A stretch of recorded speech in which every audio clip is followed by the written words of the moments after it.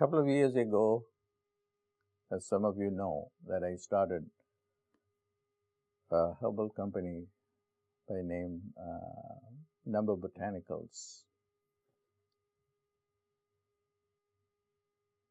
I'm spending these days a lot of time in India trying to understand the power behind the herbs. Within my own tradition, the Siddha tradition, the herb is not just a plant with some chemical properties to heal a certain disease. It is, the plant often is a being. I've been spending a lot of time with tribal people who have the ability to deal with the spirits. Before they harvest this herb, they have to communicate with the herb and then pray to the herb that although after the harvest the life of the plant comes to an end, he prays to the spirit, "Will you please stay there forever?" So that the people who take the herb will be benefited by it. Because I don't want a dead herb. I'm terminating your life.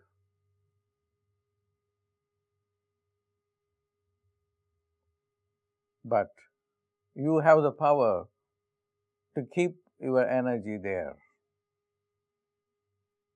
And then the herb spirit agrees. Yes, I will do it. And the herb will say, this is the herb spirit, which is a higher being, male or female, says, "Could you just give me some offerings, a food offering most of the time?" And I'm very willingly subject myself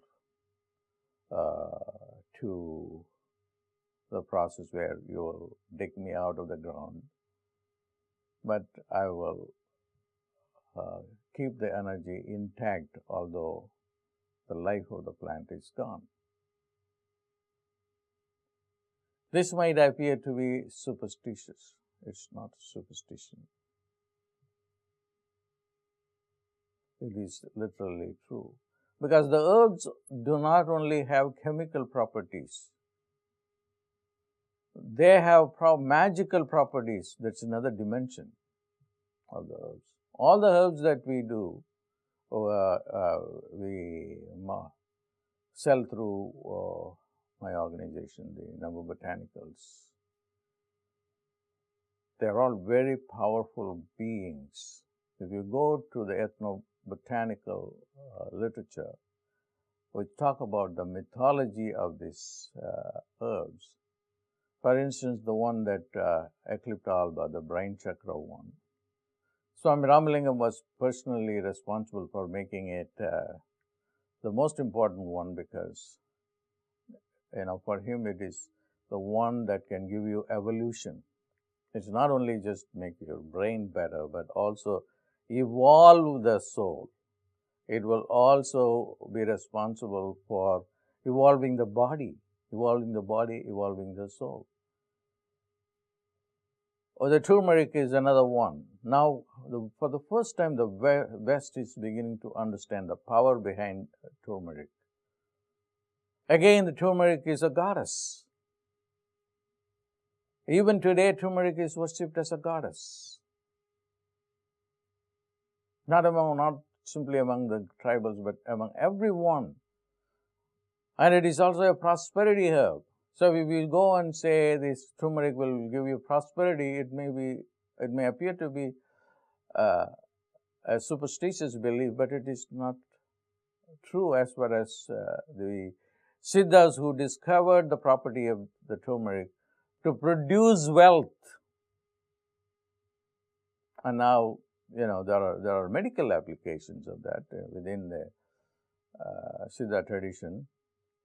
What turmeric can be a purifier, can also be an antiseptic, antibacterial. All these claims are there within the literatures of the Siddhas. But the most important thing is to understand this power of the herbs as a being. But you may ask the question: do people harvest who harvest these herbs? Do follow the tradition intact by worshipping the plants before they harvest? I should confess that nobody does that, unless there are some personalized medicine people who do that. I know some of them, and we want to do that too. But that becomes so sophisticated that, for instance, if there is one herb like turmeric or Eclipta alba, it will not work the same for everyone in the same way. So, Eclipta alba will have general properties across the board. It will, do a lot of good, more than any other herb can do. That's true. But then if you want a personalized medicine, then it has to be harvested for you on a time that is astrologically right for you, and then you can match the herb with you in terms of the time. So they are so sophisticated, then they have to wait for the right time for the herb and also the right time for you, and it has to be matched. They have to be matched. It can be a new moon day or some certain star days where they are powerful. They are not powerful all the time. They are powerful only on certain times. And also there are differences. So this medicine is so sophisticated, completely sophisticated. Then you have to negotiate with the deities of the earth. So the world is now ready. The world is now ready. I want you to look at Dr. Cleve Davis' experiments in Los Angeles and how he proves that he kind of keeps plants in his lab and then number them. There are 30 leaves in that plant, and then he connects them to electrodes, to a polygraph. And then I hit the 12th leaf. I want to take a scissors. I'm going to cut you. He's talking. He's like a madman. And you see the polygraph readings. The 12th leaf is really afraid of dying at the hands of this doctor who's going to cut it.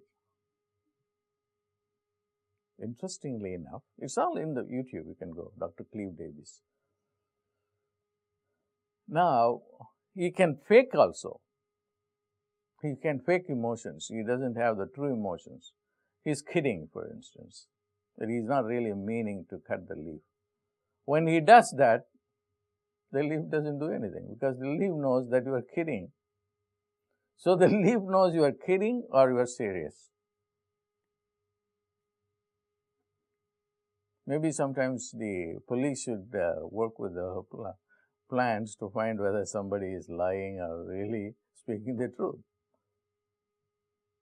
The plant intelligence is very higher. So the Siddhas knew that. So what I have done for Nambu Botanicals is to keep the power of the herb, to stay with the herb through a process of energizing it with sounds appropriate for the herb, with phonemic sounds.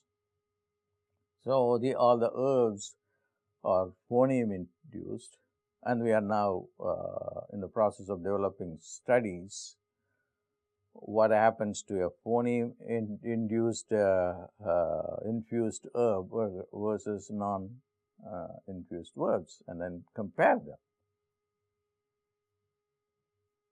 And then there are I have no doubt will be significant difference between the two.